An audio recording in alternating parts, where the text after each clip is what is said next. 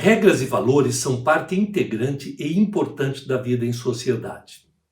Estão presentes em todos os lugares onde pessoas convivem e são necessários para que se crie um ambiente onde haja ordem, respeito e progresso.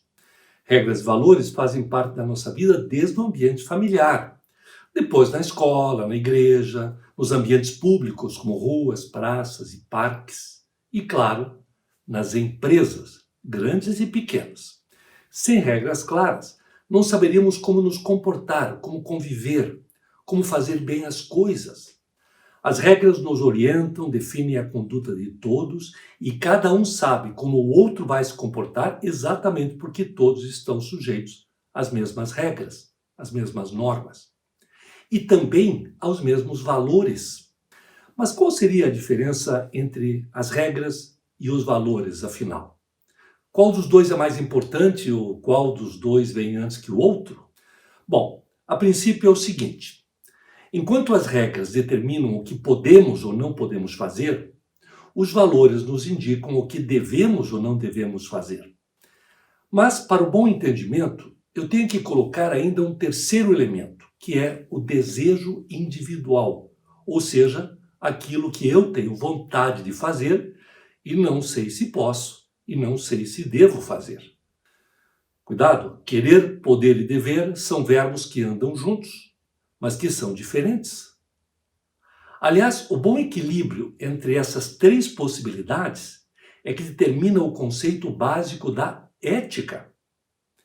Eu sei que sou ético quando faço aquilo que eu quero fazer, e isso me é permitido fazer, e os demais esperam que eu faça. É quando o querer, o poder e o dever se encontram. Uma observação muito importante é que, às vezes, algo que não é proibido explicitamente por uma norma ou por uma lei, mas mesmo assim não é conveniente que se faça, porque temos que levar em consideração o princípio do dever, da ética, do respeito. Nem tudo que é lícito te convém, diz a Bíblia. Não adianta eu estar com pressa e querer furar a fila, sendo que não existe nenhuma placa dizendo que isto é proibido. Então eu poderia fazer isto?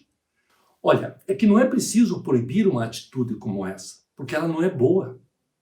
É preciso observar o valor do respeito aos demais que chegaram antes de você.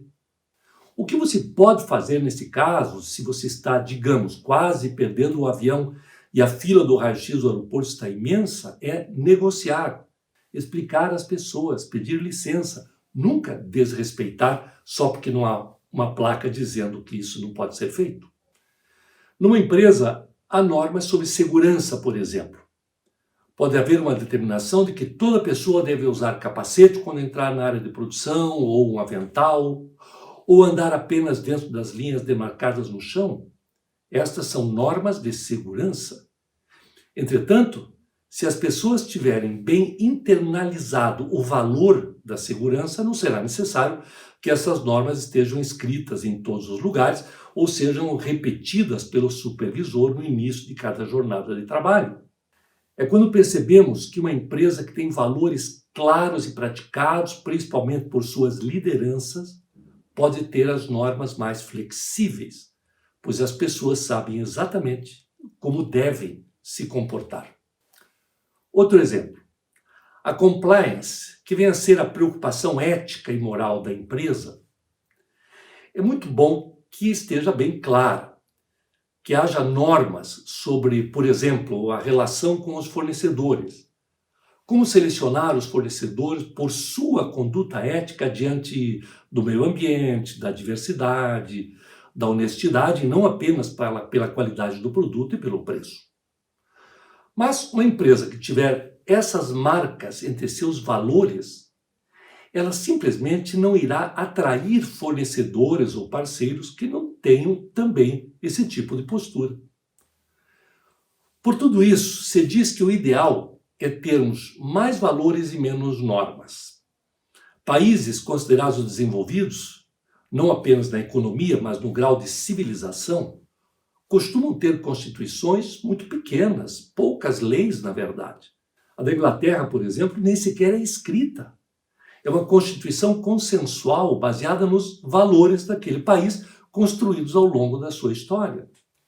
De acordo com essa visão, não é necessário escrever em algum lugar que não se pode roubar ou matar ou depredar os espaços públicos. Todos sabem que essas ações são danosas, é senso comum. Há valores humanos que orientam a maneira como as pessoas conduzem as suas vidas inseridas na sociedade em que vivem. E a sociedade pode ser um país, uma empresa, um clube, até um grupo de amigos. Empresas precisam de regras claras e valores respeitados e praticados. Só assim, as pessoas sabem como se comportar e a empresa ganha o respeito dos clientes, dos parceiros e da sociedade. E é bom lembrar que respeito costuma gerar resultados.